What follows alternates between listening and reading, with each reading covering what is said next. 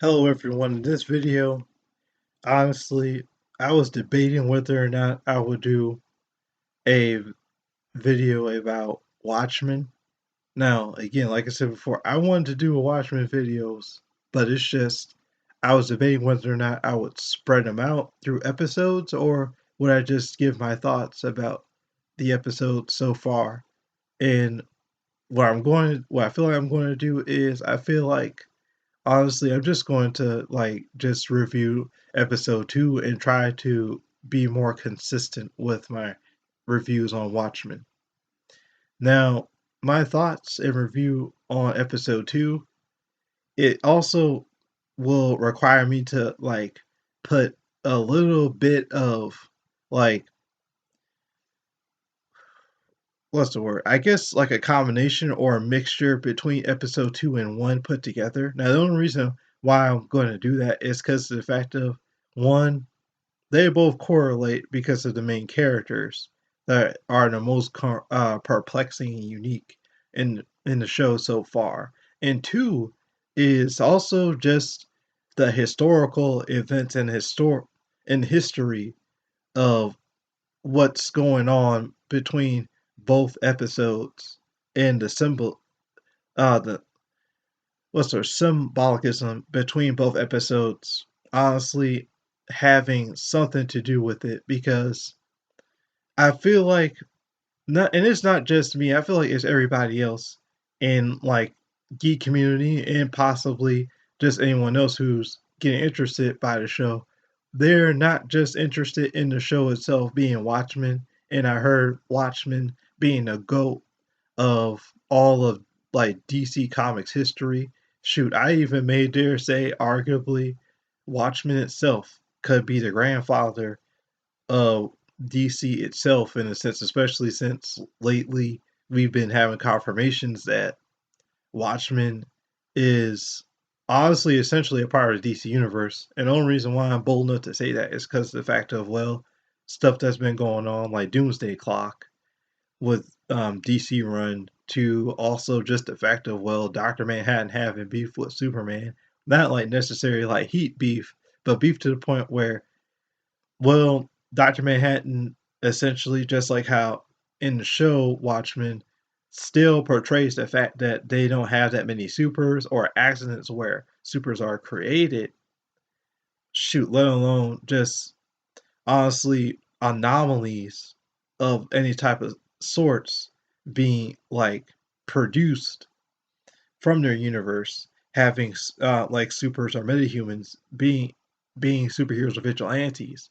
It's just a fact of, well, that's where the beef comes in. That's where the beef comes in Doomsday Clock. It's just the fact of Dr. Manhattan was interested in Superman and why in a way that Superman is the infant structure of DC Universe itself, and he just wanted to experiment what would happen if he messed with the metahumans the most, let alone especially Superman. What would he do? What would happen if he kept on messing around with Superman's existence to other metahumans' existence as well too? That's what I think that was the purpose of Doomsday Clock itself, and also Ozymandias was shown in Doomsday Clock as well too. But aside from that, let's get down to it before I talk too much about the whole DC universe and Watchmen universe like collaboration together, and honestly just a whole lot of doors being opened in that resorts. So my whole thoughts on episode 2 would be just the fact of, well, I'm going to get to the main parts of what interests me the most. Aside from honestly the main character, and my bad for forgetting her name, but I think her name was Angela, if I remember correctly. But the main character, Angela, aside from her getting more information about what happened with the chief of police lynching, because all she was doing off of episode 1 was just honestly looking into the War Shack like situation, where it's you don't have just one Rorschach, but you have like this whole seven this whole seven organization where it's like everyone is wearing Rorschach masks and they're committing crimes of different types of situations and whatever. So that's what she's looking into. And aside from looking into that, just like how we all play video games as geeks and nerds slash blurs, it's just the fact that, well, she goes into the side mission in the end of episode one where she saw the old man, or the old man kind of questioned her, do you think I could lift 200 pounds? And she argues, nah, you're just an old man from episode one. And the end of episode one, you saw the lynching. Episode two, that's where she gets more information about it, where she's trying to figure out what happened in lynching and who really did it, because she just honestly did not believe that that old black man did it, because he's too old and too decrepit, sadly, in a sense, to do all that. Even aside from the fact that, well, he makes the argument in episode two that even though I'm old and honestly just don't look like I'm capable of lifting 200 pounds, maybe I have the ability of matter manipulation. Now, I feel like, in a sense, this man, this black dude, this black old dude, as I watch him in episode two so far from episode one, I would be bold enough to put him on one of like the smartest list of people from DC Universe slash Watchmen universe, because of the fact that, well, people always keep on saying Dr. Ozymandias, even though he's a villain, he flexes as being one of the smartest fictional characters in the Watchmen universe itself. I arguably say that this old black dude is smart as well too, because he playing a whole lot of mind games with Angela and this basically this woman, and when she tried to getting down to the bottom of things, of what's going on and why this lynching happened to her friend, which was the like chief of police, and all he could say was just the fact that maybe I could do matter manipulation,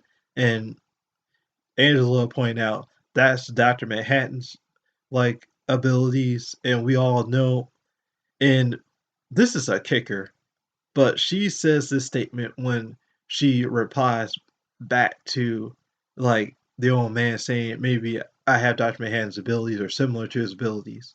And all she could say was, one, Dr. Manhattan lives on the moon, and two, we both know, or everyone knows in general, that he can't look like us. Now, what makes me have a kicker from that statement is it goes hand in hand with what happened on episode one, where we talk about race in the Tuscaloosa situation. And episode two kind of points out more about Angela's like catchphrase. Everything is not all sunshine and rainbows, but honestly, it's black and white. And the man, or just society itself that we live in, tries to suit it up in sunshine and rainbows, but literally everything is just black and white. Honestly, when you unveil all the rainbows and shit from everyone's perception. And I kind of like her catchphrase, because by the end of the day, sadly, that is very much true. It is very much true. There is some days or some points of time that I do feel like that in some ways, especially from my backgrounds in general as well too. If I have to be bold enough to say it. Now, getting deeper into it, it's also just the fact that, well, honestly, when she says those statements with the old man kind of insists on her going to her like late friend, her late belated friend, which is like the chief of police old house, where honestly they having this gathering for his mourning and what happened to him with the lynching situation. So when she went down the house and honestly just went into the morning party and whatever, it's the fact of, well, when she investigated like the house itself, she not only sees just, just everyday normal stuff that she normally sees in anyone's house or their house in general, but when she gets into that closet, oh Lord, things got real in that closet. What she found in that closet is a KKK like cloak in there, deep within side like their closet with a some type of badge. I assumed it was like a chief of police badge because it was like gold and a star on the chest of the KKK cloak. So I'm like, hmm. So they've been dirty all along, and they put more symbolism. They put more symbolism into this realization on how hard it hurt and hit her in the situation, Angela, when she found the KKK cloak in that situation, because what symbolism that they used was, well, when she went down the staircase trying to leave from their home silently and acting like she didn't find nothing in the house. Ooh, they had a painting of a Native Americans on four horses, and honestly, it was just the symbolism of the Native Americans being on horses. It hit home for me a lot, only because of the fact of one of the Native Americans was falling off from one white horse, and why the sim symbolism hit hard for me was just because of the fact that, well, aside from Angela having the realization of the chief of police possibly being KKK and being a part of the seven's like the seven organizations, like, I guess, goals in society, or just being a part of a corrupt group alone, it just honestly disturbed her. And I guess honestly, the painting of the Native American, especially that one Native American fall off that one white horse, it goes back to symbolism way back then when, oh god dang, Christopher Columbus acted like he founded America, and then slowly, well, honestly, the other race, as we all know, or the prominent like Caucasian people came in and just took over like their land, Native American land, and just did them wrong and dirty, and was so underhanded and manipulated. And if I had to go any further into this episode, it's not only just historic symbolism in there of manipulation and why it was so messed up. I will also have to be bold enough to also point out small details of other stuff that was going on in this episode that I feel like there was manipulation going on as well too. Would be just the fact that, well, in episode one there was this old man, old white man or old Caucasian man that was rich, and he was upper class, rich and everything, and had a butler, one guy butler and one woman butler or buttress. I don't know how you would say it, but other than that, yeah, he had two servants. Long story short, and they celebrated his birthday, had gave him his cake, and they gave it strangely in this episode. They gave him his cake again, and I'm like, why are you giving this man a cake again? But aside from all that, he blows his candles. He basically stages his play somewhere in his house. And honestly, when he stages this play with his servants and everyone else downstairs wherever they holding it, I'm assuming this is like an underground cellar or like a basement or whatever where they have a theater room. But it's just when they stage it, the manipulation hit hard in two ways. The first way was just the fact that, well, when honestly the old rich guy basically said the statement, to his guy servant, you're just a prop too, bro. You're nothing but a prop to me. And I'm like, ooh. The only reason why that says a lot is because the fact of when he says a statement, you're nothing but a prop to me, that says to me, though that statement says to me that he's nothing but inexpensible to this like old rich dude. And that's just fucked up. But when you get to like the stage scene when they honestly enact this whole like play, and I slowly was understanding what was going on as they was doing the play. Mind you, I don't know much about Watchmen's lore in every small detail. I only know about its lore as what's the word? As a generalization or just big events that may have occurred that could happen because of like, just certain things that were discussed in DC Comics, or just other people from media who are smart in the DC Comics. I know my information that way, and also a little bit of me watching bits and pieces from the Watchmen movie itself way back when. But aside from that, as they did the play, I slowly was learning that they were reenacting Dr. Manhattan's creation. Now, the only reason why I know this is because the fact of I heard and kind of caught a glimpse of the fact that Dr. Manhattan, the way he was created, just like his name implies he's a doctor, honestly, he was a lab experiment or an experiment that went wrong because he went into some machine that sped up his like his I guess like his matter makeup or genetic makeup to be essentially some sort of like demigod or a god is essentially within DC Universe. The only reason why I say that is because the man can literally do matter manipulation.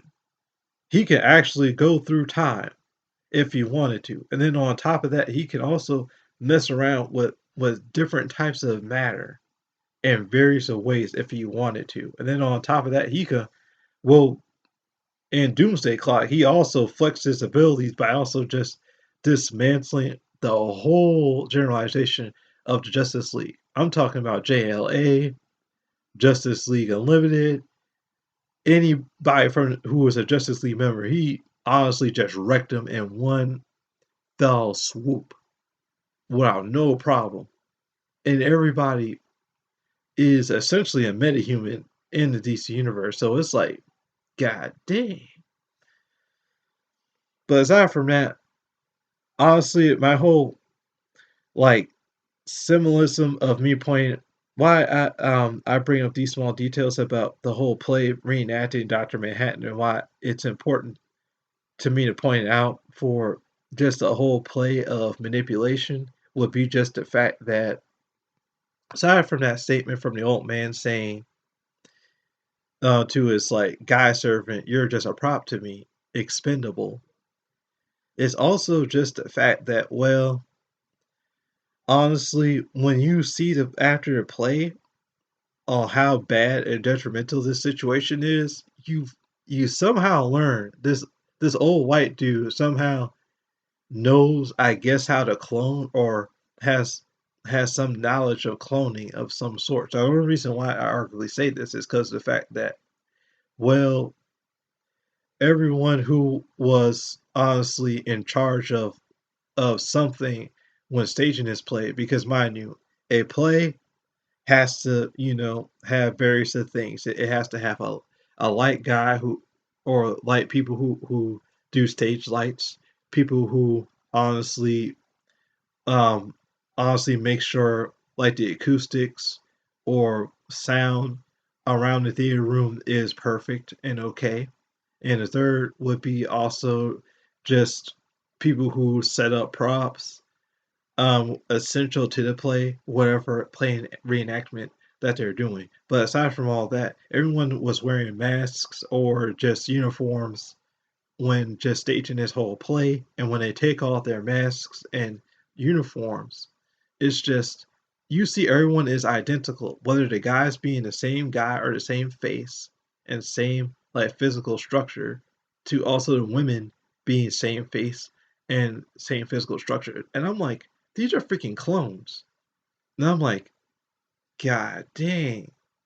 So that's why you're saying that he was inexpensible, because of the fact that you threw away one of your clones. And how he threw away one of his clones is because when they reenacted Dr. Manhattan's like whole situation of being Dr. Manhattan, as I said before, he was created because he was in a bad accident in a machine speeding up his like genetic makeup.